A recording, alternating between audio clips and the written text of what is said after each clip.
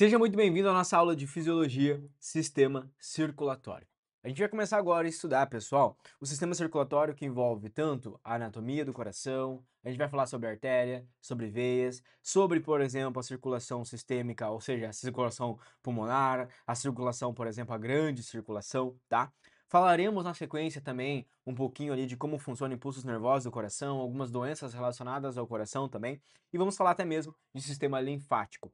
Sistema circulatório dentro da prova do Enem não é um assunto de alta incidência, vamos dizer assim, tá? Então, quando a gente vai olhar quantas questões caíram já do sistema circulatório, se mistura com algumas questões de zoologia, né? Então, falando de circulação ali de anfíbios, por exemplo, então é interessante que a gente tenha um pouquinho de noção e depois isso pode até ajudar lá dentro de zoologia. Caiu em média 8, 10 questões desse conteúdo. E na sequência, a gente já emenda aqui no sistema circulatório, estudando o sistema linfático e sistema imune. E aí o sistema imune, que depende de conhecer o sistema circulatório, despenca na prova. Então, por isso que a gente precisa dominar o sistema circulatório com a sequência do estudo do sistema imune, que vai envolver sistema linfático, que vai envolver resposta imunológica, que vai envolver vacina e soro, ou seja, dezenas e dezenas, mais de 20, 30 questões na história do Enem cobrando esse conteúdo, por isso que ele é extremamente importante e a gente começa a dominar ele aqui agora, tá certo? Bom, quando a gente fala de sistema circulatório, eu quero que você entenda que a gente está falando de transporte de substâncias, tá? E claro, a gente está falando desse transporte que vai acontecer através das veias, vai acontecer através das artérias.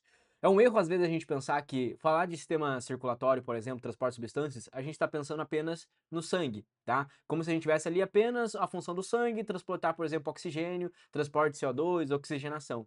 Transporte de substância, pessoal, envolve transporte de água, envolve transporte de sais, hormônios, insulina, tudo isso envolve transporte de substância. Então, o que está correndo, por exemplo, nas nossas veias, o que está correndo nas nossas artérias, por exemplo, todo esse mecanismo que está levando até as nossas células, não é apenas oxigênio que está sendo transportado, tá certo? Tudo isso vai estar relacionado com o sistema excretor, sistema renal, por exemplo, né? E essas substâncias vão ser metabolizadas no fígado, por exemplo. Pensa, o que chega no nosso fígado para ser metabolizado? Lembra, por exemplo, que a gente tem ali o intestino delgado, vimos agora, né, no sistema digestório. O intestino delgado, por exemplo, absorvendo esses nutrientes. Absorve para onde? Absorve para as veias, vem para a veia cava vai, desemboca lá, por exemplo, no fígado, né? Dentro do fígado vai correr metabolização. Perceba, o que está sendo metabolizado?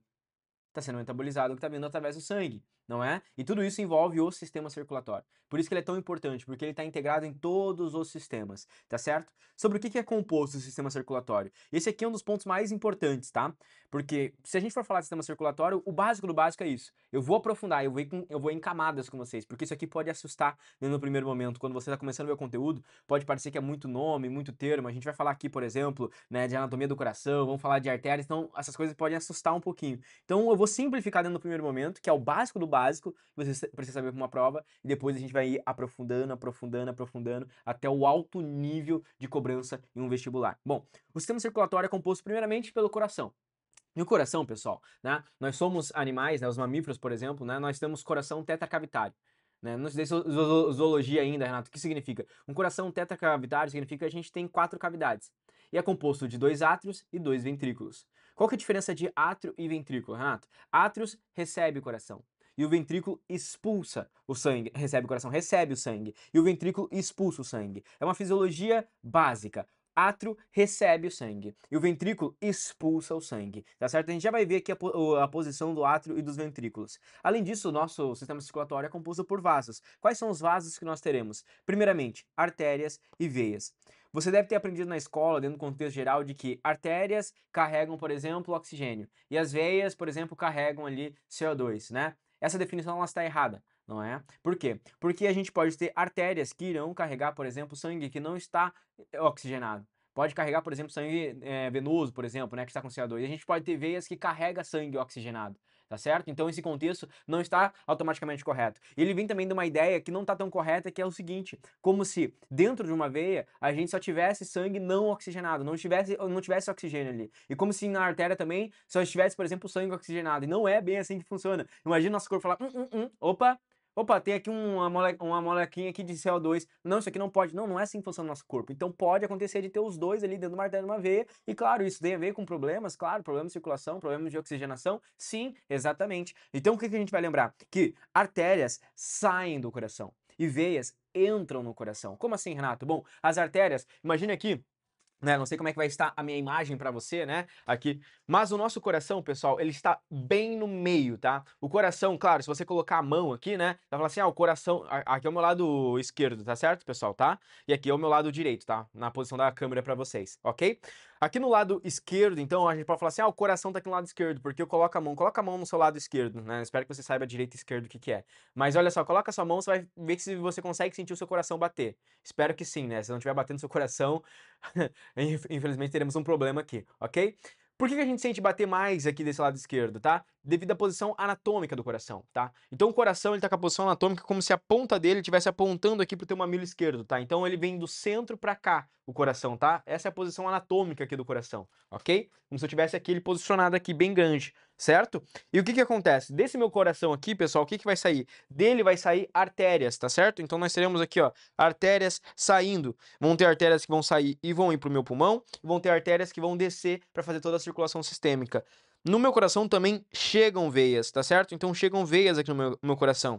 Chega a veia cava inferior, que vem de baixo, vem aqui da minha barriga, tá certo? Vem aqui do meu estômago, né? Da altura do meu estômago vem veia cava inferior, e a gente também tem veia cava superior vindo. Então, veias chegam ao meu coração, artérias saem do meu coração, tá certo? Então a gente tem a artéria aorta, por exemplo, temos a artéria subclávia, ok? Nós temos várias artérias importantes. Uma das mais importantes é a artéria aorta, né? O arco aórtico que a gente tem bem aqui em cima, né? Então, por isso que é a artéria mais importante. Dela vai saindo aqui, né? Algumas artérias também importantes, como por exemplo jugulares, né? Que vem aqui pro pescoço, por exemplo, nós temos aqui a jugular, que é bem calibrosa, elas vêm saindo aqui dos ramos do arco aórtico, tá certo? Então, olha só, contextos importantes que você vai aprendendo agora. Artérias saem do coração, veias chegam no coração. E a gente também vai ter, além disso, os capilares, né? Os capilares, pessoal, são vasos bem pequenininhos, vasos muito finos, né? Então qual que é a ideia que a gente vai tendo? A partir do momento que a gente sai ali das artérias e das veias, a gente tem veias bem calibrosas, artérias bem calibrosas, né? Elas vão ficando cada vez mais pequenininhas. Então das artérias a gente vai chegando ali nas arteríolas,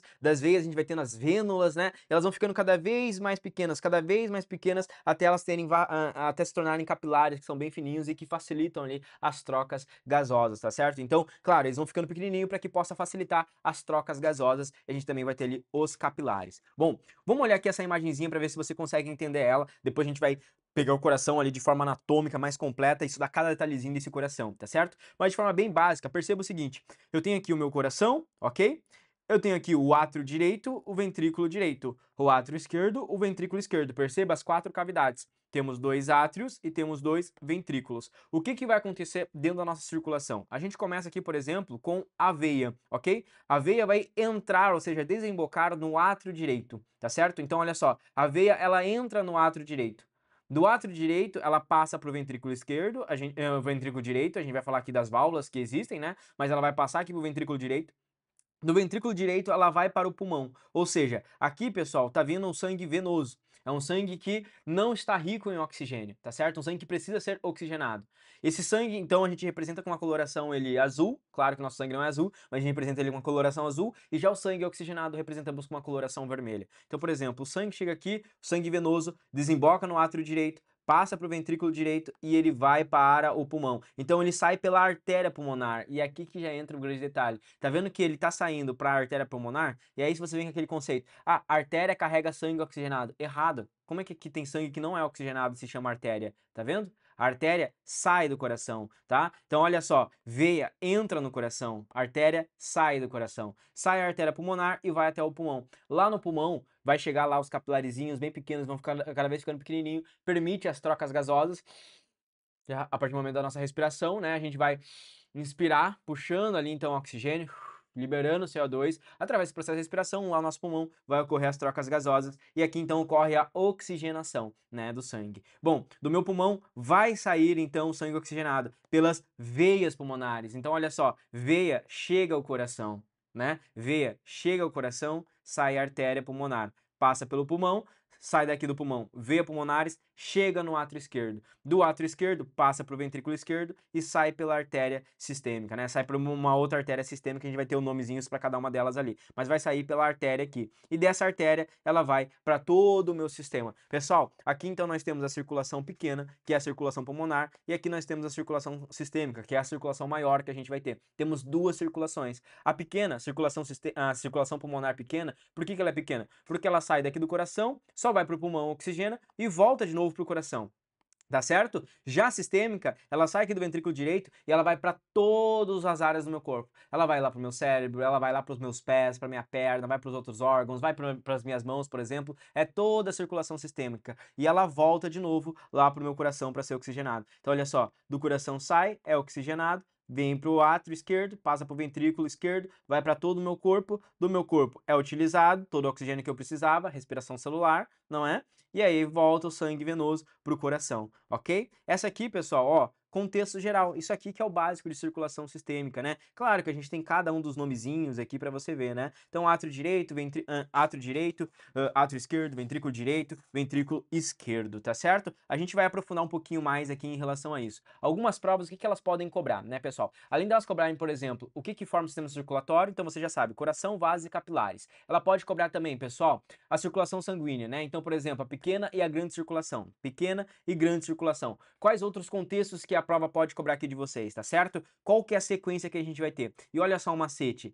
A sempre liga com V, V sempre liga com A sempre liga com V. Ou seja, nunca teremos A se ligando com A. Como assim, Renato? A gente nunca vai ter uma artéria passando sangue para outra artéria. Teremos uma artéria e logo depois de uma artéria vai vir uma veia. Como assim? Olha só, aqui a gente tem uma veia, ou seja, V desembocando no A, no átrio direito, tá certo? Do A tá desembocando no V, ventrículo direito, ou seja, A liga com V. De V liga com A, ou seja, V passa para A, artéria pulmonar, tá certo? Da artéria pulmonar, A passa para V, veia pulmonar. De V passa para A, átrio esquerdo. De A passa para V, ventrículo esquerdo. De V passa para A, as outras artérias sistêmicas. Ou seja, é um macetezinho porque tem algumas provas que já pediu para você fazer, né, escrever ali, preencher as lacunas sobre qual que era a sequência saindo uma hemácia lá, por exemplo, lá do átrio esquerdo, o que ela passaria? Bom, se ela tá saindo do átrio esquerdo, ela tem que ir para um V. Então ela vai para o ventrículo esquerdo. Se está saindo do ventrículo esquerdo, ela tem que ir para o A. Então ela vai para uma artéria. Bom, se está saindo uma artéria, ela tem que ir para V. Então ela vai para uma veia sistêmica. Se está saindo do V, ela vai ter que ir para um A. Então ela vai para o átrio direito. Se está saindo do átrio direito do A, ela tem que ir para V. Então vem para o ventrículo direito. Se está saindo do ventrículo direito, ela tem que ir para o A. Então vai para a artéria pulmonar. Entendeu? Então A sempre vai para V. E de V sempre vai para A. E assim a gente vai entendendo a sequência para a gente nunca esquecer. Tá certo? O macetinho que pode cair. Outra coisa que pode cair na sua prova, tá, pessoal?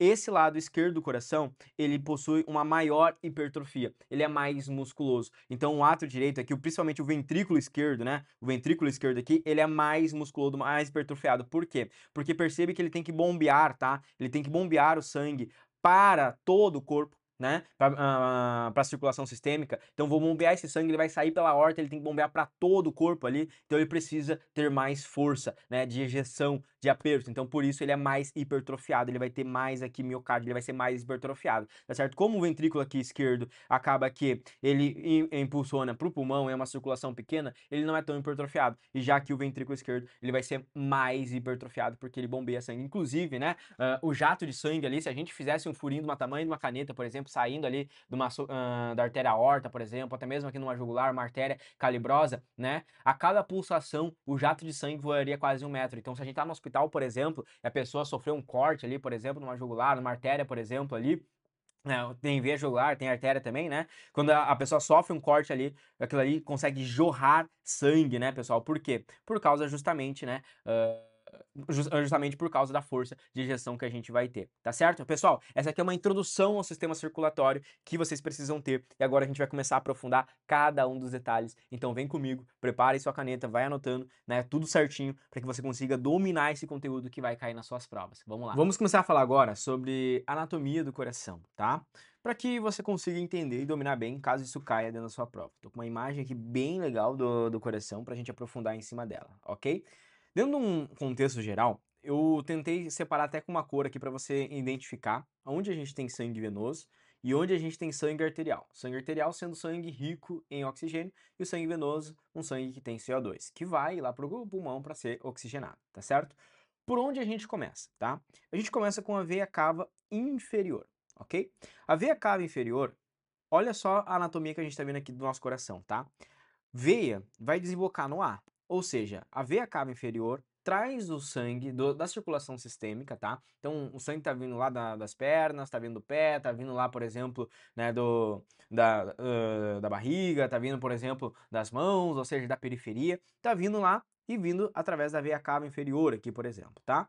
Então, ela tá vindo aqui, tá entrando e vai desembocar aqui, pessoal, olha só, no átrio direito, tá certo? E a gente não pode errar por quê? Porque tem tanto a veia cava inferior quanto a veia cava superior, tá certo, pessoal? Essas duas veias cavas aqui estão vindo, né? E desembocando ali no átrio direito. A partir aqui do átrio direito, perceba que desembocou no átrio direito um sangue venoso. Esse sangue venoso, pessoal, ele vai passar aqui para o ventrículo direito. Então, do A passa para o V. Vai passar aqui para o ventrículo direito. Pessoal, quando esse sangue passa para cá, ele vai passar por válvula, tá? Antigamente chamado de válvulas, né? Mas aqui hoje em dia a gente chama de válvula, tá certo? Essas válvulas aqui, pessoal, elas controlam essa passagem do sangue. Então, dentro do primeiro momento, ocorre um enchimento. E é interessante que você entenda que as coisas acontecem junto ao mesmo tempo. Quando eu estou enchendo um átrio, o ventrículo, pessoal, está com o seu volume reduzido. Quando passa o sangue do ventrículo, é o átrio que está reduzido e o ventrículo que está cheio. O coração ele é bombeado assim, ó. Imagine que aqui na minha mão eu tenho átrios, tá? O átrio direito e o átrio esquerdo e aqui os ventrículos, tá? Quando aqui aperta, ó, pum. Aqui enche, ó, pum. E aí faz assim, ó, pum bum, pum bum, bum bum, bum bum. É assim que funciona o coração, tá certo? Quando aqui contrai, aqui dilata. Quando aqui contrai, aqui dilata, tá certo? Então olha só, aqui vai ter no enchimento do átrio direito, passa então o sangue venoso para o ventrículo direito. Aqui então, quando esse ventrículo direito ele vai se enchendo, ele vai poder passar e ejetar o sangue aqui para a artéria pulmonar, tá? Aqui que a gente começa então, olha só, vem da veia cava inferior e da veia cava superior, tá certo? Cai no átrio direito, do átrio direito passa para o ventrículo direito, do ventrículo direito vai para a veia ali, vai para a artéria pulmonar. Pessoal, da artéria pulmonar, aqui que vem o detalhe que a gente falou. Perceba que é uma artéria, mas não é uma artéria carregando oxigênio. Então a gente pode dizer que a artéria, por exemplo, carrega apenas sangue arterial e as veias carregam, por exemplo, sangue venoso. Não, aqui eu tenho uma artéria carregando sangue venoso. E aqui começa a pequena circulação ou a circulação pulmonar. Essa artéria pulmonar, pessoal, vai levar o sangue para o meu pulmão, tá certo? Então é a pequena circulação. Sai daqui, ó, pum, pum, vai desembocar onde lá? Lá no meu pulmãozinho, né? Nos dois lados do meu pulmão. Meu pulmão ficou parecendo um coração aqui. Mas imagine que eu tenho aqui meus dois pulmões, tá certo? Meus dois pulmões, meu pulmão, né, que é um órgão só, e ali dentro vai ocorrer as trocas gasosas, né, oxigenando aquele sangue, oxigenando. A partir do momento que aquele sangue é oxigenado, ele tem que voltar. Então, se saiu da artéria, né, foi ali pro meu pulmão, quando ele voltar, ele vai voltar através das veias pulmonares. As veias pulmonares saem do pulmão e vão em direção ao átrio direito. E olha só, aqui então eu tenho as minhas veias pulmonares. Então perceba, sai aqui da artéria pulmonar, vai até o meu pulmão, né? Tá certo? Do meu pulmão sai as veias pulmonares e retornam aqui aonde? No átrio esquerdo, tá certo? Então aqui no átrio esquerdo vai vir já um sangue oxigenado, ok? Quando passar esse sangue oxigenado, ele vai passar novamente por mais uma válvula, né? A gente já vai falar dela daqui a pouco, para que ela serve, quais são os nomes delas, ok? Vai passar aqui para o ventrículo esquerdo. E do ventrículo esquerdo vai ocorrer então a contração, fazendo com que o sangue, agora oxigenado, sangue arterial, entre na aorta, ou seja, na artéria, que é a aorta, né? Então V vai para o A, né? Então vai entrar aqui na artéria aorta, aqui a gente tem o arco da aorta, né? O ramo da aorta, tá certo? Dela vai sair ali várias artériazinhas, né? Então teremos a artéria carótida comum esquerda, artéria subclávia, tronco bracocefálico, né? Teremos várias artérias aqui que são essenciais, e aí entraria dentro de um contexto muito mais de medicina, de você saber o nomezinho de cada um, e você vai aprender o nomezinho de cada uma, tá certo? Bom, mas dentro de um contexto geral, isso aqui é um dos mais importantes. Inclusive, aqui, pessoal, essa questão da aorta, desse ramo da aorta aqui, por exemplo, né? Você vê que ele faz essa volta para a esquerda, é um caráter de diferenciação, né? Já que nos mamíferos, por exemplo, o arco da aorta ele vai para a esquerda, e em aves, por exemplo, vai para a direita. Isso pode cair até em prova, né? Uma questão de diferenciação. O arco aórtico aórtico dos mamíferos, ele ramifica aqui, ou seja, ele faz essa volta para a esquerda e o arco aórtico das aves faz para a direita, tá certo? Perceba que esse lado aqui, pessoal, também é muito mais hipertrofiado, né? O miocárdio é mais hipertrofiado, por quê? Porque precisa de mais força para ejetar esse sangue, né? Então vamos retomar novamente, quais são as veias e as artérias mais importantes?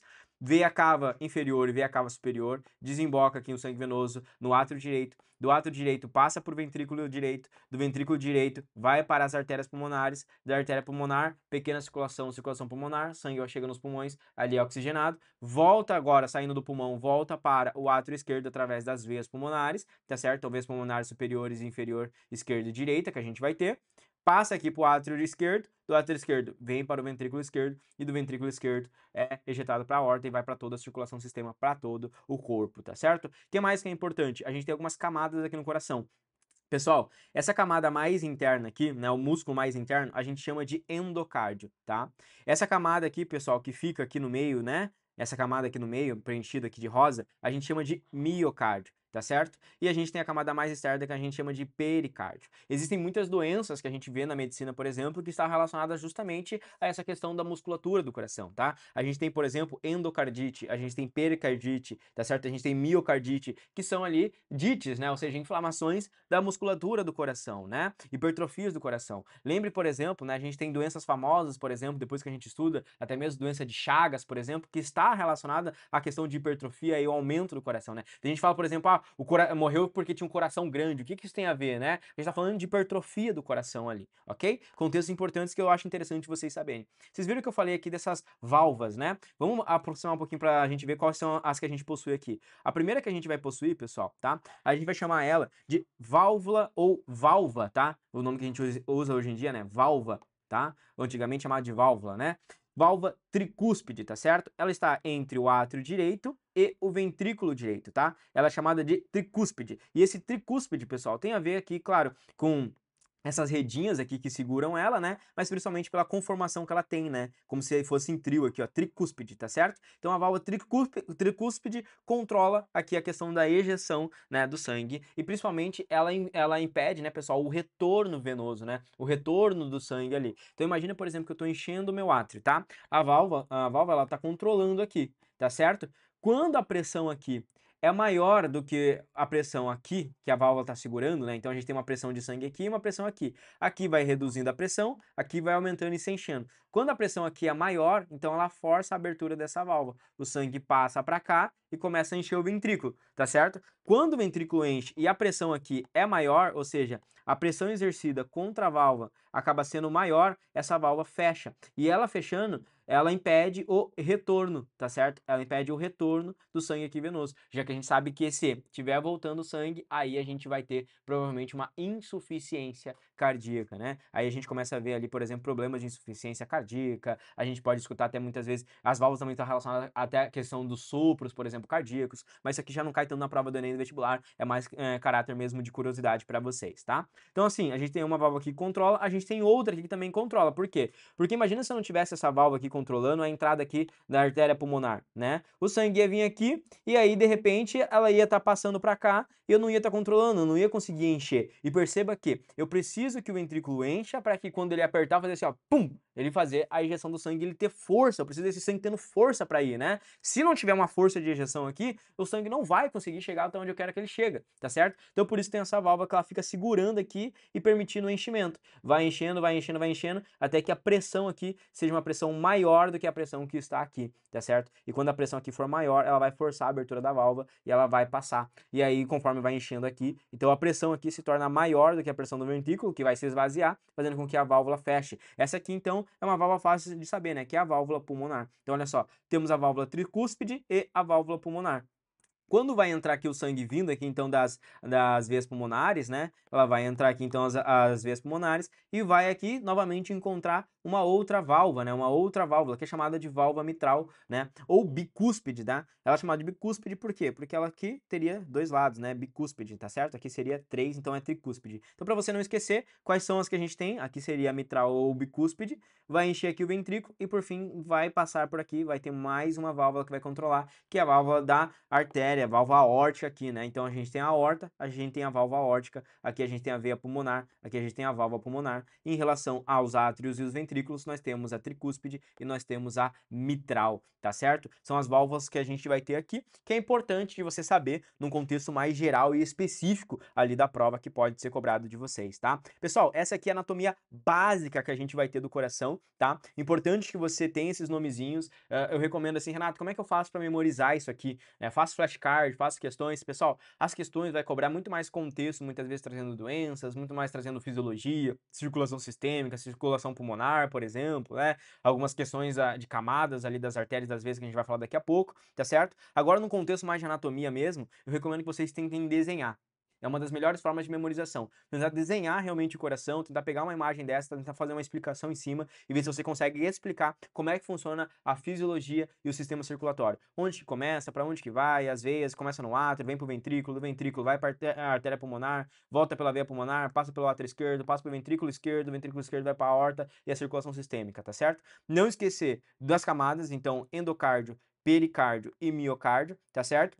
Lembrar que essa aqui é a mais hipertrofiada e os nomes das válvulas também é importante você lembrar. Bom, se a gente entendeu isso aqui, a gente pode falar agora um pouquinho sobre a nutrição do coração. Porque você está percebendo que o coração aqui é uma máquina que está bombeando, né, o sangue para toda a circulação sistêmica. Tá jogando sangue lá, por exemplo, né, para a periferia, tá jogando sangue, levando sangue até os nossos órgãos, levando, por exemplo, empurrando sangue até, por exemplo, lá nossas pernas e tudo mais. Só que quem que nutre o coração? Perceba que o coração precisa também ter as suas próprias artérias e veias, tá? Relacionadas à sua nutrição. E outra coisa muito importante, você já deve ter visto um eletrocardiograma. Se a gente tem um eletrocardiograma no coração, significa que a gente também tem a questão nervosa aqui do coração, né? Que é onde a gente vai estudar os sinos, né? Os nós sinoatriais ali, os impulsos elétricos do coração que controlam essa musculatura. Já que o coração, por exemplo, ele é uma bomba, né? Então olha só, ele trabalha com a contração e o relaxamento. A contração do coração a gente chama de sístole e o relaxamento do coração a gente chama de diástole. Essa sístole e contração do coração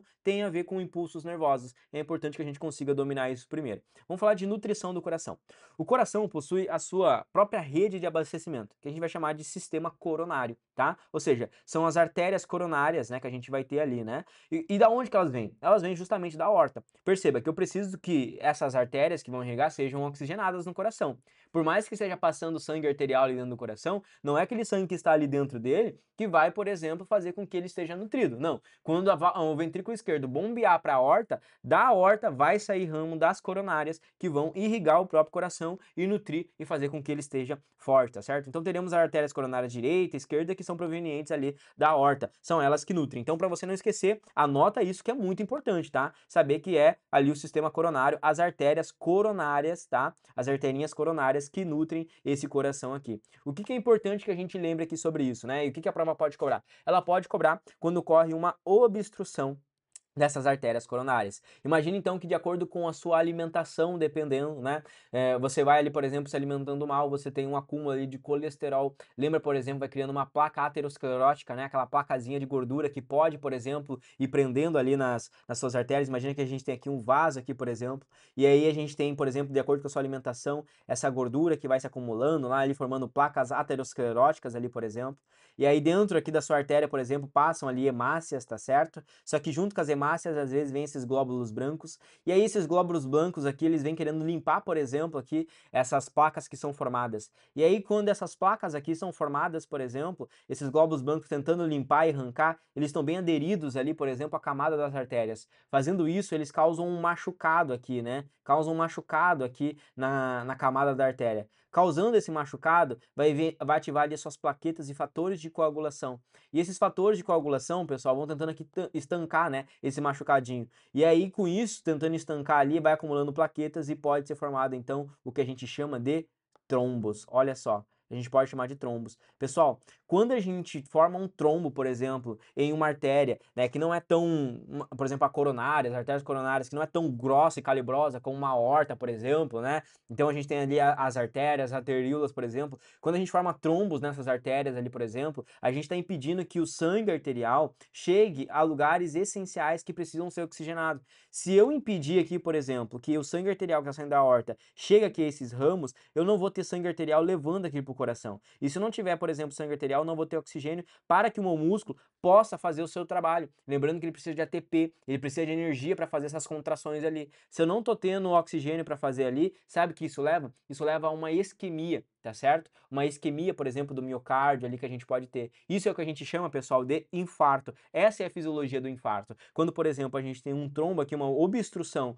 né, das artérias coronárias, por exemplo, levando a uma isquemia. E a gente pode ter ali, por exemplo, vários tipos de isquemias que podem acontecer, né? Então, por exemplo, a gente pode ter aqui uma isquemia só de uma parte, uma isquemia mais completa, aí depende o tipo de obstrução que pode estar acontecendo ali, tá certo? Lembrando que ou existe infarto ou não existe infarto. Pode acontecer uma obstrução parcial, mas daí nesse caso ainda não é um infarto, é apenas uma obstrução. Talvez você comece a sentir ali uma insuficiência cardíaca, talvez você comece a sentir, por exemplo, um pouco mais de dor, um pouco mais de cansaço, e aí você perceba que está tendo uma obstrução parcial. E aí dentro disso a gente vai ter algumas condutas médicas que podem ser auxiliadas, como por exemplo, como que a gente pode tratar uma obstrução parcial? Uma delas é através do stent. O stent é a famosa molinha, você deve já ter escutado falar. O que que a gente faz com o stent? Olha só aqui a sua artéria, né? Perceba que a gente tem uma placa ali que está sendo aplicada e ela está fechando o lúmen. O que que é o lúmen? O lúmen, pessoal, é a luz da artéria, né? A luz da artéria se chama de lúmen. A gente tem a luz da veia e a luz da artéria, tá certo?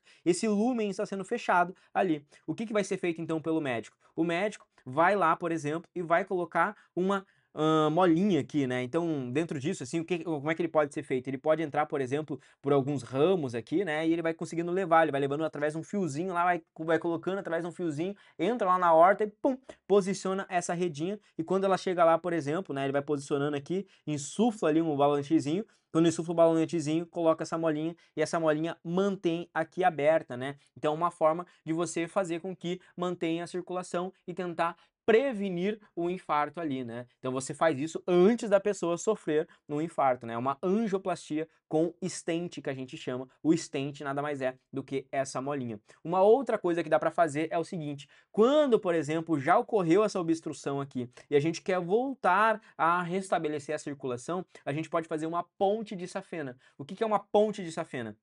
A ponte safena, por exemplo, eu vou pegar lá, por exemplo, uma veia safena, né, por exemplo, ali, da perna, geralmente, né? Então a gente vai pegar lá um pedaço dela, a gente vai ter que abrir o peito ali, vai ter que abrir o coração, a gente vai até a artéria, então perceba que isso aqui é muito mais agressivo e arriscado, sim, o paciente pode morrer na mesa cirúrgica, né? A gente vai até ali, por exemplo, então, a aorta, e na aorta a gente vai fazer uma conexão. Eu vou costurar aqui essa veia safena na aorta e vou costurar ela aqui num outro ramo que não estava sendo irrigado. Então perceba aqui que esse ramo aqui, por exemplo, morreu. Por quê? Esse ramo morreu porque ele estava sendo aqui irrigado por essa coronária, tá certo? Então isquemiou aqui. O que que eu vou fazer? Eu vou lá, por exemplo, e conecto aqui essa fena e conecto a esse ponto aqui. A partir de agora começa a voltar a ser nutrido e eu evito a isquemia de outras partes aqui do coração, tá certo? Eu restabeleço ali a irrigação. Essa aqui seria então fazer uma ponte, ó. Eu faço uma ponte de safena, tô fazendo uma ponte aqui para chegar, tá certo? Olha a fisiologia, que lindeza que é a fisiologia do coração, né? Não é fácil, mas é interessante da gente entender. E quem controla esse processo de contração aqui? O que a gente chama de controle do ritmo cardíaco. Bom, aqui a gente então vai ter os nó, né? Nó ou nodos, né? A gente vai ter o primeiro deles que é o nó ou nodo sinoatrial ou sinusal, tem dois nomes ali que são sinônimos que são utilizados, né? Ele primeiro é o primeiro a despolarizar, ou seja, o primeiro a fazer a contração do átrio, né? Então, a partir do momento que está chegando aqui, por exemplo, né, o sangue venoso vindo aqui das veias cavas superior e inferior e enchendo aqui esse átrio, para forçar com que esse sangue aumente a pressão sobre a válvula e faça com que o sangue passe para o átrio, eu vou ter aqui então aqui, ó, um pum, como se fosse assim uma propagação elétrica ali, né? Que vai fazer com que o coração ali, aquele músculo, pum, contraia. E aí ele contraindo, ele vai fazer com que o sangue passe aqui pro ventrículo, né? Então ele é como se ele desse o play aqui, ó. Pum, ele dá o play. Só que como ele dá o play, eu preciso que alguém controle aqui. Porque eu não posso, por exemplo, que esse aqui dê o play e faça aqui, por exemplo, né, o processo de contração e esse aqui controle ao mesmo tempo. Ou seja, esse aqui, por exemplo, também aperte. Eu não posso que o átrio, né, seja contraído, pum, contraia, e aí o ventrículo, ao mesmo tempo que esse aqui sofreu a contração, ele contraia junto. Eu não posso fazer isso aqui, ó, pum, os dois contraindo junto. Por quê? Porque esse vai empurrar e esse vai empurrar também. E aí o sangue vai travar ali, né? Eu preciso que esse contraia e esse aqui fique esperando. E aí quando esse aqui parar de contrair, esse aqui contraia. Então tem alguém que freia e faz esse de baixo contrair. Então tem o nó sinoatrial que vai polarizar, pum, contraiu. Quando ele contrair, vai ter um outro nó que vai frear e não vai deixar o ventrículo contrair, vai parar esse sinal. E aí esse aqui vai relaxar de novo e aí ele vai dar um novo sinal, pum, e o ventrículo contrai. Quem que é esse outro? É o nó atrioventricular. Então são dois nós agindo em consonância. Olha só, o nó sinusal sinoatrial, ele contrai o átrio, passou o sangue, então vem o nó atrioventricular e contrai, ou seja, ele para, né? Ele para o sinal do atrial, ou seja, ele para aqui, pô, contraiu, pum, agora para de contrair. Quando ele parar de contrair, ele vai dar um novo sinal. Pum, contrai agora o ventrículo. E o ventrículo joga o sangue. Aí joga o sangue, por exemplo, vai vir aqui de novo, né? Voltando aqui a ver, acontece ao mesmo tempo. Pum, contraiu aqui os átrios, né? Aí para, pum, contrai os ventrículos, tá certo? Bom, esses feixes que vão passando aqui, pessoal, o que que acontece?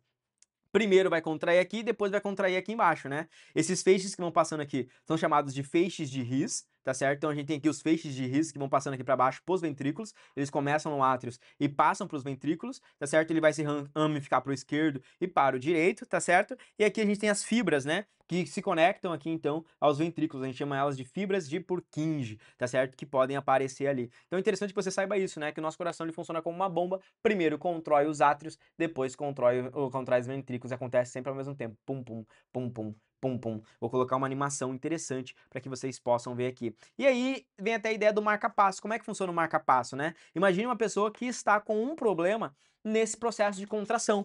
Pode ser que a pessoa, por exemplo, esteja com o ritmo, né? Ou seja, o ritmo de contração cardíaca não esteja adequado, tá certo? E isso é bem perigoso. Inclusive, existe, por exemplo, até a questão do ritmo chocável. Você já deve ter assistido muito Grey's Anatomy, muitos filmes. A pessoa tá ali, ó, o coração parou, vamos, choque, sai da frente, clear, pum, né? Muito errado em muitos contextos. Por quê? Porque nem é todos os ritmos que são chocáveis. Para o ritmo ser chocável, a gente tem que analisar isso aqui. Como está o coração? O coração precisa estar em fibrilação atrial. O que é fibrilação atrial? Imagina o coração, ele está assim, ó. Ele está tremendo assim. A gente precisa fazer um ritmo chocável para restabelecer o ritmo do coração. Então o coração está assim, ó. Então sai da frente, clear. Deu o choque, o coração volta a bater certo. Ou seja, quando o coração está em FV, né, em fibrilação atrial, é quando a gente vai dar, então, o ritmo chocável e vai ter ali, né, dentro de uma recuperação, fazendo ali, então, a pessoa tem uma parada cardíaca, ou dependendo do que ela tá tendo, a gente tem esse contexto. E o marca-passo é quem? O marca-passo é quem controla. Então, é um aparelhinho que controla ali e controla esse ritmo cardíaco, né? Por isso que regula, a gente vai no médico lá, por exemplo, o médico tem que estar sempre regulando o marca-passo de acordo com os batimentos que a gente quer ter, a frequência de batimentos e tudo mais, né? E todas as contrações. Se o marca-passo está desregulado, tem que sempre voltar. Hoje em dia já é muito tecnológico, já controla pelo celular, o cardiologista já tem todo ali o relatório do marca-passo. Então é bem interessante que tu consiga ter essa noção também sobre o marca-passo, que é bem interessante, né? E tem a ver justamente com essa questão de contração do coração. E aí, deu para entender? A gente vai começar a falar agora um pouquinho de veias e artérias. Antes disso, eu acho que eu quero passar só um videozinho para te explicar no contexto geral de novo a circulação e os processos de contração num formato de animação, para que você possa visualizar com melhor qualidade junto comigo. Então, bora dar uma olhadinha aqui no sistema circulatório, nessa animação que vai ajudar a gente a visualizar um pouquinho melhor, né? Tudo que a gente falou aqui em aula, ok? Vamos lá, então. O que ele vai começar mostrando aqui pra gente, tá? Vamos dar um zoom aqui no coração, tá certo?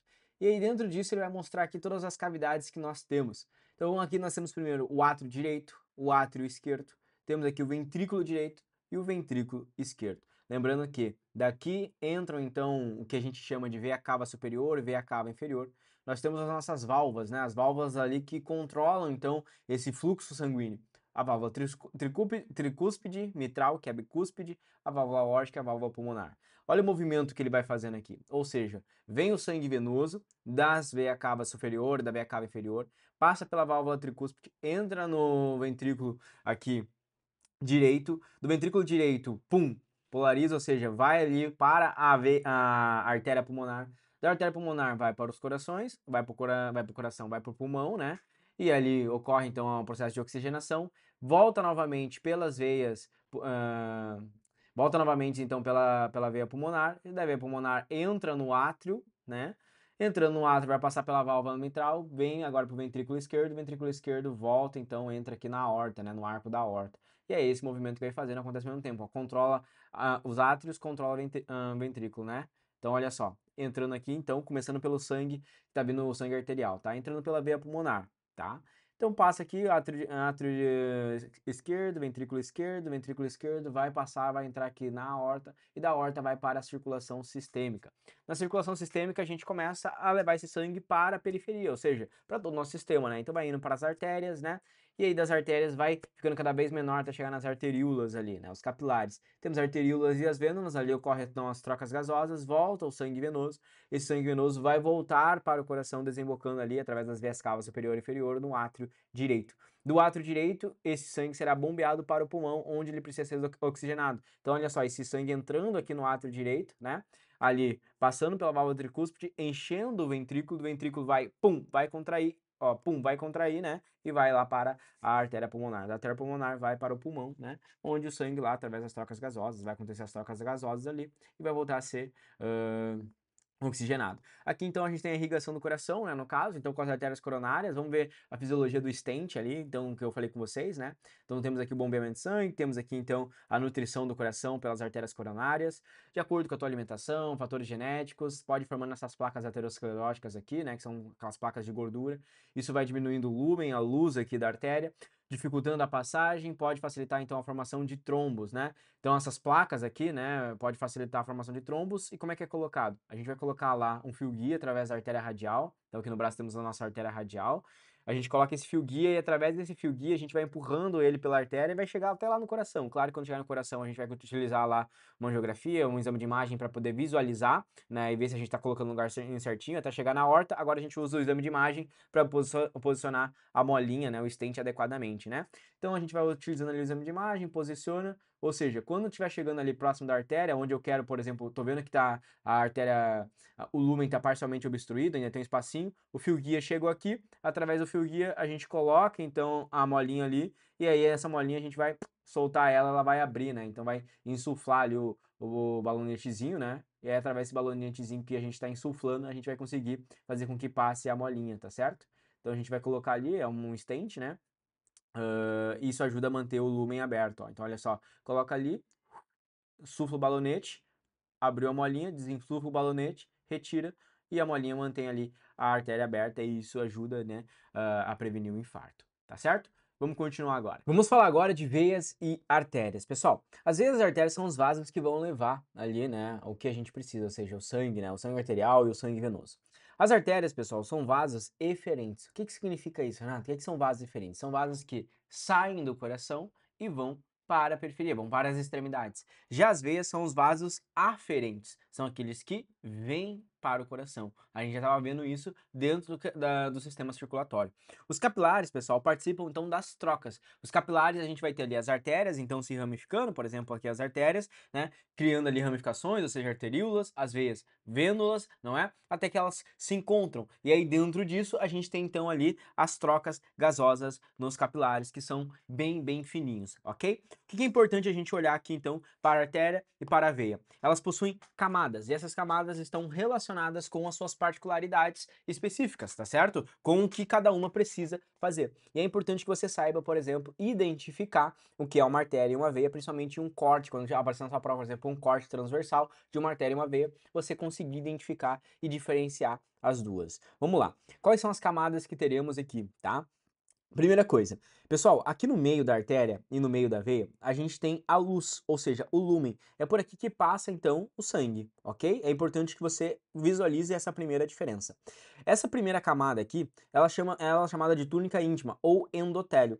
E é ela, por exemplo, que vai, né, fazer com que o lúmen da artéria seja menor do que o da veia. Você está percebendo que a luz da artéria é menor do que da veia? Se a gente for olhar o tamanho da artéria e o tamanho da veia, é para as duas terem basicamente o mesmo tamanho, tá certo? Mas o que a gente tem de diferença? O tamanho ou a espessura de cada uma das camadas ali. Então é por causa da espessura das camadas que a gente consegue diferenciar elas. Por que que a veia, por que que a artéria tem um lumen, uma espessura menor do que a veia? Bom, vamos lá, é um raciocínio que você vai ter aqui comigo. onde a gente tem mais pressão. Perceba que a artéria carrega aquele sangue arterial, não é? O sangue que acabou de ser oxigenado. E ela sai ali, ou seja, a partir do ventrículo, ocorre ali impulsionamento, ó, bum, bombeou o ventrículo e joga toda aquela pressão, aquele sangue jorrando para a artéria. Ou seja, ela precisa ser resistente para que ela não estoure ali, por exemplo, né? Para que ela consiga levar esse sangue. É por isso que ela possui uma camada mais elástica, essa lâmina elástica interna que seria o endotélio. Quando a gente faz esse corte aqui, a gente tá pegando um corte, por exemplo, de um animal morto, né, de alguém que não tá, por exemplo, ali jorrando sangue. Então é óbvio que a camada ela vai estar mais colabada, ou seja, ela vai estar mais ali delgada, ou seja, mais colabada, no caso, mais fechada, né, porque não está jorrando sangue ali dentro. Se tivesse passando sangue arterial, bombeando, a gente veria ela mais cheia, tá certo? Como não tá passando, a gente vê ela mais fechada. Inclusive, quando a gente tá no processo de anatomia, né, estudando ali, por exemplo, na faculdade, primeiro ano da faculdade, a gente bate o olho, não tem como diferenciar a veia e a artéria apenas pela coloração. Não vai estar pintado de azul e nem pintado de vermelho, tá? Elas vão tá completamente opacas, brancas, assim, amarelas, né, quando a gente tá olhando. E como é que a gente identifica? Bom, eu consigo ver, por exemplo, que a artéria, ela tá bem colabada, assim, bem fechada. Ah, então isso aqui é uma artéria, né? E eu vejo que a veia, por exemplo, ela é mais durinha, assim, né? Então a gente consegue identificar que ela é uma veia, tá certo? Bom, então a primeira característica aqui é o tamanho do lúmen, né? Da luz. Se eu tiver um desenho aqui, né, de uma artéria e de uma veia, eu vou ver que a luz da artéria é mais fechadinha do que a luz da veia, tá certo? Uma das primeiras características. A gente tem aqui então a túnica íntima, que é o endotélio. Se pedir a prova falando sobre tecido, não estudei histologia ainda, Renato, mas por exemplo, você pode ter anotado isso aqui no teu caderno, que o endotélio é feito de tecido epitelial simples pavimentoso, né? Seria o tipo de tecido caso caia alguma prova mais específica, tá? Bom, além disso, então já falamos da luz, já falamos do endotélio, vamos para a segunda camada que também é de diferenciação. A segunda camada é a túnica média e é a camada justamente elástica, é uma camada de músculo liso, né? E nas artérias ela é mais espessa, tá certo? Por quê? Porque ela precisa desse mecanismo de contração, né? É um mecanismo de contração que é involuntário, a gente não controla essa contração ali da artéria, né? Então, como a artéria precisa, por exemplo, bombear esse sangue, né? E ela precisa ser mais elástica, ela precisa ter essa força de bombeamento, tá certo? Por isso que ela possui então essa camada média aqui mais espessa, enquanto nas veias essa camada média ela é mais fina. E a gente tem outros mecanismos de bombeamento que a gente já vai ver daqui a pouquinho, tá certo? Inclusive, né, é justamente por causa dessa camada média, dessa musculatura, que a gente consegue sentir a artéria. Se você colocar agora dois dedos aqui, ó, bem no seu pescoço, aqui mais ou menos nessa posição, você vai conseguir sentir a pulsação da sua artéria. Ó, se você posicionar assim, você vai conseguir, ó, puf, puf, puf, você consegue sentir a pulsação, né? Claro, depende muito do treino, talvez vocês não consigam. Aqui na radial também a gente consegue, né, sentir pulso. Por exemplo, a gente tá na emergência lá, você caiu, por exemplo, chega o médico pra te atender, a gente vai sentir o teu pulso, né? Então aqui no pescoço, aqui na radial, na femoral, ali, né, que fica bem próximo, bem aqui no cantinho da perna, tá certo? A gente conseguiria sentir a femoral, até do pé dá pra sentir também, tá certo? Que é a pulsação, a gente consegue sentir. E por fim a gente tem a túnica adventícia, né? A túnica adventícia é a camada mais externa, né? É de tecido conjuntivo, né? Nas veias ela acaba sendo um pouco mais delgada, né? Um pouquinho mais espessa aqui dentro das veias, tá certo? Os capilares, pessoal, como eles fazem as trocas, acaba que eles possuem apenas uma única camada de túnica íntima, de endotélio, né? O endotélio, pessoal, né? Que ele tá aqui dentro, né? Ele é o que permite as trocas, ele acaba sendo bem fininho, ele permite essas trocas. E é por isso que os capilares possuem apenas essa única camada, tá certo? Então, para diferenciar, para você ter bem anotado aí escrito, as artérias possuem uma luz menor, tá? Um lumen menor do que a das veias, tá certo? Elas possuem uma camada média mais espessa, que tem a ver com o músculo liso, tem a ver com o processo de contração ali das artérias, tá certo? E as veias ali possuem, então, a camada adventícia um pouquinho mais delgada, né? Um pouquinho mais espessa ali também, né? E as veias vão ter uma característica importante, a gente vai ver daqui a pouco, que é o processo de contração. Então, qual que é a ideia que a gente vai relacionar aqui, tá? O que que acontece com as veias? Na artéria, por exemplo, ela sai do coração e vai para a periferia, então está sendo bombeado. Já as veias, elas sempre vão estar passando por dentro de músculos. Por que por dentro de músculos? Porque a gente tem um retorno venoso. Nesse retorno venoso, imagina que ele acaba sendo contra a gravidade. Por exemplo, a artéria sai do coração, ela vai em direção aqui à cabeça, ela vai em direção, por exemplo, às minhas mãos, ela vai em direção às minhas pernas e irriga a musculatura. Ali ocorrem as trocas gasosas e aí esse sangue precisa retornar ao coração. Só que imagine, por exemplo, esse sangue, como é que ele vai retornar ali passando, vindo lá do meu pé e voltar para o coração? É contra a gravidade, tá certo? Então acaba que às vezes não vai ter uma força suficiente para voltar. É por isso que as veias possuem, então, pessoal, essas válvulas aqui. E somente as veias possuem essas válvulas, as artérias não. Claro que no sistema linfático a gente vai ver que no sistema linfático eles também possuem válvulas, tá certo? E além das veias, então, ali no sistema linfático também vai ter, tá? Mas falando de artéria e veia, somente as veias vão possuir essas válvulas. Essas válvulas, pessoal, impedem o retorno venoso, tá certo? Quando o sangue passa para cá, o sangue não consegue voltar justamente por causa dessas válvulas aqui. Como essa veia passa por dentro da musculatura, né? Quando o músculo contrai, ele faz com que o sangue consiga jorrar e ir mais para cima, faz com que ele empurra o sangue ali mais para cima. E essa contração da musculatura é já uma contração voluntária. Perceba que a contração aqui do músculo liso é involuntária, mas a contração da musculatura, imagine que eu tenho aqui, por exemplo, no meu braço, né? Tem as veias aqui no meu braço. Se eu contrair, ó, pum, ao contrair, eu tô forçando um retorno venoso, tô fazendo com que o sangue volte. Tá certo? É por isso que muitas vezes a panturrilha é chamada de segundo coração. Por que a panturrilha é chamada de segundo coração? Porque o principal retorno venoso que a gente vai ter vai ser justamente o retorno do sangue que está lá nos nossos pés, não é? Está nas pernas, tá bem longe do coração ali, tá indo contra a gravidade quando a gente tá de pé. Então a panturrilha, quanto mais treinada essa panturrilha, melhor vai ser o retorno venoso. São elas que contraem, quando você pisa no chão, você contrai a panturrilha e a panturrilha bombeia aquele sangue de volta, ajudando a empurrar e voltar lá pro coração, tá certo? E é aí que vem então a fisiologia, por exemplo, né, das válvulas venosas e da formação de varizes. Então olha só, o que acontece aqui? A gente tem os nossos músculos da panturrilha, tá certo? E as veias passam por dentro desses músculos, tá certo? As veias estão dentro dos músculos aqui, ok? O que acontece é que quando ocorre a contração desses músculos, né? Quando eles enchem ali, por exemplo, a gente pisa e faz a contração desses músculos, eles vão apertar essas veias aqui, fazendo com que o sangue suba, ou seja, ajudando o fluxo sanguíneo. E assim esse sangue não volta. Só que imagine, por exemplo, que eu tenha um defeito aqui nessas válvulas, né? Se eu tiver um defeito aqui nessas válvulas, acaba que esse sangue, ele vai começar a querer voltar para cá. E quando esse sangue começa a voltar para cá e eu tenho um defeito aqui nessa válvula, é onde começa a formar ali as pequenas varizes, né? Aqui já surge uma primeira ideia. Quando você, por exemplo, viaja de avião, fica muito tempo parado lá, por exemplo, né? Muitas horas sentado ou parado. Se você trabalha num lugar muito tempo parado, não é? Você mexer, por exemplo, sem ter essa movimentação muito tempo sentado, por que é recomendável que você levante, né? É recomendação médica, inclusive, né? Que as pessoas levantem em determinado tempo, a cada 50 minutos, por exemplo, dê uma caminhada, justamente porque para auxiliar nesse retorno venoso, né? Porque se você ficar muito tempo parado, o sangue, ele até vai tentando com essas válvulas aqui a voltar, mas se não houver contração do músculo, ele não retorna. Entende? E aí ele começa a ficar aqui, ó, ele começa a ficar ali sem voltar, e aí dentro disso a gente começa a formar pequenos coágulos ali, a válvula não fecha direito, começa a causar inflamação aqui e tudo mais, e aí dentro disso começa a formar coágulos e pode também mesmo formar trombos, né? Então a formação das varizes é justamente isso, né? Esse sangue venoso voltando aqui, a parede ficando mais fraca, a parede do vaso, e causando essas varizes, varicoses, né? Que podem, inclusive, formar trombos, né? E é aí que vem a ideia também da trombose que pode acontecer com as pessoas e do porquê muitas vezes a pessoa faz aquela cirurgia de tirar ali essa fena, né? Então o que acontece? Tá formando um trombo ali naquela pessoa, tá dilatando demais aquela veia ali, por exemplo, né? Já não tá funcionando direito aquela válvula, não tá tendo um retorno venoso adequado. Isso tem até uma questão genética também que pode influenciar, tá? Não é? Às vezes a pessoa ela tem atividade física, mas a questão mesmo de formar esses vasos é toda uma questão genética também da pessoa, tá certo? Não é só apenas questão de alimentação ou sedentarismo que pode causar.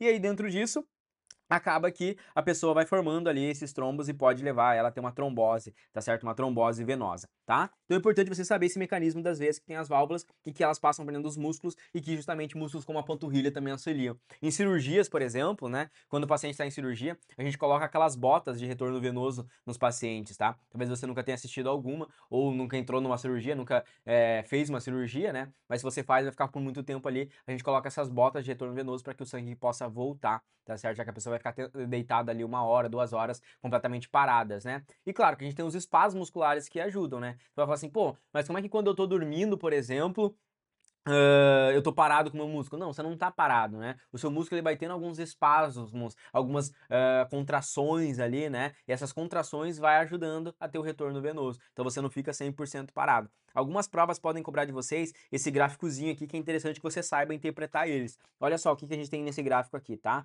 Tá com muita qualidade, mas dá pra você ver. Temos aqui artérias, arteríolas, capilares, vênulas e veias. O que a gente vai ter aqui? Pressão sanguínea. Bom, primeiramente, a pressão sanguínea está analisando a pressão dentro dos vasos. Perceba que a pressão ela acaba sendo muito maior nas artérias e nas arteríolas, enquanto nas veias, ali nas vênulas, elas acabam sendo muito menores, né? Por quê? Porque a pressão está diretamente ligado à saída saída, né, do sangue ali no coração. Então, quando o coração bombeia, a pressão acaba sendo muito maior. E essa pressão é a pressão exercida na parede do vaso, né? Então, a pressão exercida na parede dos vasos é muito maior em relação as artérias, né? E lembrando que o sangue também, né, em relação à velocidade, ele sai com muito mais velocidade da artéria do que na veia, tá certo? Então é um outro contexto muito importante que a gente vai ter. Então olha só, a pressão sanguínea, ela é muito maior nas artérias, nas arteríolas, e conforme ela vai chegando nos capilares, ela vai reduzindo essa pressão ali nas paredes. A velocidade, pessoal, olha só o que acontece. A velocidade, ela também é alta aqui nas artérias, que é justamente quando tá saindo do coração. Então o sangue sai rápido, né, faz né, o coração contrai, o sangue sai rápido ali, então tem uma alta velocidade, e conforme vai chegando aqui nos capilares, o sangue vai diminuindo essa velocidade. Isso é muito importante também. Por quê? Porque para ocorrer as trocas gasosas, a gente precisa diminuir a velocidade desse sangue, senão a gente não vai conseguir fazer as trocas gasosas. Imagine que essas artérias estão chegando à musculatura, e para chegar na musculatura, eu estou querendo fornecer ali a oxigenação para o meu músculo, não é? Estou querendo nutrir ali o meu músculo, né? Fornecer ali oxigênio, sais, água e tudo mais, toda a nutrição que eu preciso. Então eu preciso reduzir essa velocidade para que possa ocorrer essas trocas. Então, quando chega aqui nos capilares, essa velocidade ela é reduzida. Mas perceba que ela aumenta novamente quando começa a chegar nas vênulas aqui e quando chega na veia. Tem vestibular que já cobrou então esse aumento. Por que que aumenta aqui? Aqui eu sei que a velocidade ela é rápida e a pressão ela é rápida porque está saindo do coração e é o processo de contração do coração. Mas esse aumento aqui está diretamente ligado com a contração do músculo esquelético. Ou seja, esse aumento de velocidade nada mais é do que a contração do músculo esquelético aumentando a velocidade do fluxo sanguíneo da veia. Então tem que saber aqui responder isso aqui porque vai cair em algumas provas específicas. E aqui, pessoal, está falando da área total, né? A área de transversal, a área transversal quando a gente faz um corte, qual que é a área total ocupada? E a gente vai perceber que nas artérias e nas veias, a área total ocupada acaba sendo pequena. Imagina, eu tenho um vaso, uma artéria, eu tenho uma veia, né? Olha só, eu tenho um vaso aqui e eu tenho uma veia. Só que quando eu vou chegando nos capilares, vai acontecendo várias ramificações. Então perceba que aqui eu continuo tendo a minha artéria, mas ela está se ramificando, ramificando, ramificando, ramificando. Eu vou aumentando a minha área transversal. Isso significa que nos capilares, a minha área transversal ela é maior. Isso ajuda a diminuir a velocidade. Aqui a velocidade está indo muito rápida. Quando eu vou aumentando a minha área transversal, eu vou diminuindo a minha velocidade. Vai indo um pouquinho de sangue para cada ali arteríola, e aí com isso eu consigo ter mais trocas gasosas. Pessoal, tudo que você precisa saber sobre artéria e veias, que vai cair dentro da sua prova, está aqui, tá? É importante, muito, muito, muito importante você dominar essa questão aqui de saber que as veias possuem essas válvulas que impedem o retorno venoso e o mau funcionamento dessas válvulas está diretamente ligado com as varizes, formação de varizes, né? E pode estar relacionado à questão de coágulos e trombos ali. Lembrar que o músculo esquelético, veia tá dentro do músculo, músculo contrai, ajuda no retorno venoso, por isso que a panturrilha é chamada de segundo coração, porque ela funciona também bombeando esse músculo esquelético que ajuda no retorno venoso. Lembrar das artérias, pessoal, tá? Que elas são bem elásticas, elas aguentam a pressão, possuem maior pressão, saem com maior velocidade. Os capilares funcionam como trocas gasosas, né? Lembrar que aqui nas extremidades, pessoal, é onde a gente tem, né, principalmente, né, aos nossos capilares que acontecem as trocas. Quando está frio, ocorre o processo de constrição, tá? Desses capilares, é por isso que fica bem roxo os dedinhos, né? Roxo os pés, a periferia, ela costuma ficar mais roxa, por quê, pessoal? Porque pelo processo de constrição não consegue chegar lá o sangue oxigenado, então a gente vai deixando ali e concentrando o sangue aonde é mais vital. Onde que é mais vital? Cérebro, coração, músculos do funcionamento. Então, se por exemplo, a gente vai num período mais frio, a gente vai deixar de irrigar ali com o sangue oxigenado, né? Vai fazer vasoconstrição na periferia. Tem questão que cobra sobre isso também. E aí você já tá pegando uma boa base do conteúdo. Estamos quase no finalzinho agora para fechar o conteúdo do sistema circulatório. Para a gente fechar a aula de sistema circulatório, tá? E depois entrar então no sistema linfático e imune, vamos falar um pouquinho sobre microcirculação, tá? Específico para provas mais específicas, tá? O que a gente vai ter aqui, pessoal? A gente está falando aqui dos capilares, tá? A microcirculação. A gente tem a macro, aqui a gente está falando da microcirculação. Perceba aqui, pessoal, que eu tenho uma extremidade arterial e eu tenho aqui uma extremidade venosa. O que a gente está analisando aqui, pessoal? A gente vai estar falando aqui sobre pressão hidrostática e pressão coloidosmótica. Eu vou identificar a pressão hidrostática em vermelho, tá certo? Com as setas em vermelho, e a pressão coloidosmótica com a seta em azul. O que é a pressão hidrostática, pessoal? A pressão hidrostática é a pressão do fluido.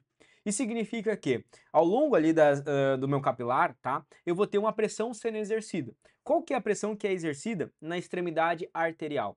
É a pressão hidrostática. A pressão para que o fluido saia de dentro do capilar. tá? A pressão para que o fluido vá em direção ao interstício, que a gente chama, né? As células ali que a gente vai ter no nosso interstício. Como é que a gente sabe que essa aqui é a artéria, né? A gente está identificando aqui, claro, pela cor, e o fluxo sanguíneo está vindo para cá, tá? Uma das formas da gente identificar que essa aqui é a artéria é porque ela sempre vai estar indicada aqui com um pedacinho de músculo, né? Mostrando aqui o esfíncter de músculo liso, que é o que regula o bombeamento desse sangue. Por que que, dentro desse gráficozinho, a gente olhando aqui, tá? A pressão hidrostática, ela é muito maior do que a pressão coloidosmótica, tá? A pressão coloidosmótica, ela está relacionada com o papel da osmose, ou seja, o retorno do líquido, né? O retorno, por exemplo, da água, vamos dizer assim, para o meio mais concentrado. Imagine que dentro do meu líquido, dentro do meu sangue aqui, por exemplo, eu tenho, por exemplo, proteínas. No caso do sangue, albumina, por exemplo, tá? O que acontece aqui? Eu tenho aqui algumas albuminas. O que acontece é que, ao sair aqui em maior velocidade, sendo empurrado ali, por exemplo, pelo coração, chegando lá nos capilares, eu tenho uma pressão maior desse fluido na parede do vaso. Esses capilares, pessoal, eles possuem aqui, né, como se fossem furinhos que permitem a saída desse fluido, justamente porque os capilares fazem trocas gasosas, não é? Possui apenas uma camada de endotélio, então eles têm esse papel de fazer trocas gasosas e permitir com que esse fluido, esses sais, saiam para o interstício celular, que é onde a gente quer que seja nutrido, tá certo? Então é justamente por isso que na extremidade do capilar eu vou ter aqui uma pressão hidrostática muito maior do que a pressão coloidosmótica, ou seja, vai sair muito mais fluido do que entra dentro do meu capilar. Então a gente tem esse gráficozinho, a pressão hidrostática é maior do que a pressão coloidosmótica. Nesse caso aqui, então, na extremidade arterial, eu tenho o processo de filtração, ou seja, está ocorrendo a filtração, está saindo água do meu capilar e entrando no interstício. Quando eu vou passando para cá, perceba que se eu estou saindo, se está tirando água daqui, as proteínas elas são grandes e elas não conseguem passar, tá, por essas frestas. Então acaba acumulando aqui, né? Acaba aumentando a concentração de proteínas. Se aumenta a concentração de proteínas, perceba que o que é a osmose? A osmose é a água sair do meio menos concentrado para o meio mais concentrado. Então a partir daqui o que eu vou ter? Eu vou ter a pressão coloidosmótica muito maior do que a pressão hidrostática, não é? Fazendo com que a água retorne para dentro do capilar, ou seja, tem um retorno agora do fluido. E é essa que é a pressão aí coloidosmótica. Então aqui a gente tem um processo de reabsorção do nosso fluido, tá certo? Então essa aqui é a microcirculação que acontece lá dentro dos capilares, que pode aparecer dentro da sua prova, né? A gente identifica que aqui é a extremidade arterial, porque vai apresentar sempre essa coloração aqui um pouquinho mais escura, mostrando que a gente tem um esfíncter de músculo liso, que é quem faz essas contrações. É claro que essa pressão arterial vai exigir uma pressão hidrostática muito maior, porque está relacionada a quem está mais perto do coração. Então, quem tem maior pressão, né? Quem vai ter maior pressão? Quem está mais próximo do coração. E quem está mais próximo do coração, justamente as artérias, que estão saindo do coração e indo para a extremidade. Por isso que elas possuem uma maior pressão para a parede, e através dessa pressão na parede faz com que esse fluido saia. E é aí que a gente entra, então, no sistema linfático. Por quê? Porque o sistema linfático, pessoal, ele vai estar no meio aqui das artérias e das veias. Ou seja, o sistema linfático, ele vai passando ali por dentro, né, dessas artérias, dessas veias, ele está colado ali no interstício. O que que o sistema linfático faz? Ele atua drenando. A gente tem uma coisa chamada drenagem linfática. E ele também está relacionado ao sistema imune. Então, o sistema linfático vai estar relacionado à drenagem linfática e ao sistema imunológico. O que que o sistema linfático faz? Quando esse líquido sai aqui para o interstício, o sistema linfático vai absorver esse líquido, ou seja, ele vai drenar esse líquido. Perceba que se eu estou extravasando ali água, sais e tudo mais, o meu músculo vai utilizar o que ele precisa, só que aí dentro disso vai ter muitas coisas ali que o meu músculo vai precisar fazer uma drenagem. E nessa drenagem, o sistema linfático ele vai atuando ali, por exemplo, drenando coisas que eu preciso levar depois ali para serem filtradas. Ele vai conseguir, por exemplo, trabalhar no sistema imunológico, muitas vezes até em questão de micro-organismos, por exemplo, não é? Tudo isso é o papel do sistema linfático, que vai ser carregado, ou seja, olha só, o sistema linfático está aqui nos capilares, vai entrar no sistema linfático, vai passar pelos linfonodos, que tem esse papel de filtro, a gente vai aprofundar bem ali na questão do sistema linfático, qual que é a atuação dos linfonodos, tá certo? E aí, esse líquido que está aqui dentro, né, a gente chama de linfa. Como eu falei para vocês que as veias possuem válvulas, o sistema linfático aqui, os vasos linfáticos também possuem válvulas, tá? Por isso que eles também passam ali por dentro da musculatura, ali, por exemplo, para que possa ter esse retorno. Ou seja, o sistema linfático, ele drena o interstício, né? Então perceba, das artérias, o líquido foi para o interstício, tá? O interstício celular, o sistema linfático drena aqui o interstício e desemboca de novo para as veias, tá certo? Desemboca de novo para as veias. Só que qual que é o papel do sistema linfático? O papel do sistema linfático é fazer uma drenagem. Então ele consegue, por exemplo, drenar todo esse líquido intersticial, essa linfa, por exemplo, passar pelo linfonodo, por exemplo, para fazer uma limpeza, consegue, por exemplo, levar lá, por exemplo, desembocando nas veias. Essas veias vão ser levadas até, por exemplo, ao sistema renal, por exemplo, né? Sistema angiotensina, por exemplo, e vai levar lá para o glomérulo renal,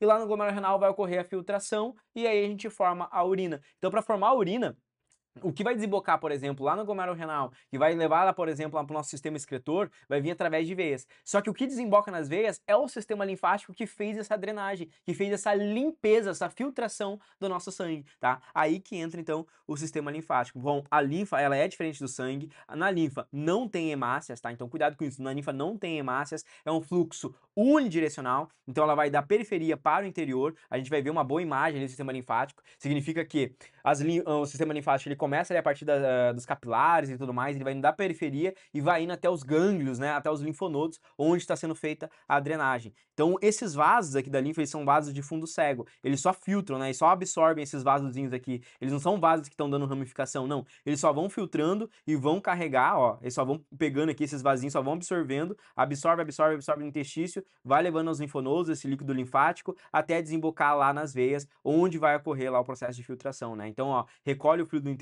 interstício, ele vai cair lá nas veias subclávias, das subclávias vai ser levado até o rim, onde vai ocorrer a filtração e o processo de urina, onde a gente vai excretar aquilo que é tóxico para o nosso corpo, tá? Então aqui você dominou já a pequena não, né? Aqui a microcirculação, né? Menor do que a circulação pulmonar, a microcirculação, e já introduzimos um pouquinho de como funciona o sistema linfático. Pessoal, aqui a gente encerra o conteúdo de sistema circulatório cardiovascular, tá? Sistema circulatório cardiovascular, e a gente vai agora dar um passo a mais, ou seja, o próximo conteúdo, a gente vai falar de sistema linfático, já entrando no sistema imunológico, que é um dos sistemas mais importantes da prova do Enem, tá? Então a gente vai aprofundar em sistema linfático, sistema imunológico, que cai muito na prova, e eu quero que você sempre comente aqui, diga o que você está achando das nossas aulas de fisiologia, se elas estão bem completas, se você está conseguindo entender todo esse conteúdo, que não é um conteúdo fácil, é um conteúdo que exige muitos termos, é um conteúdo bem específico, mas que cai muito na prova, e estou tentando trazer para você de uma maneira bem didática e intuitiva, para que você possa entender e absorver esse conteúdo e fechar as suas provas esse ano, ok? Um grande abraço e até a próxima!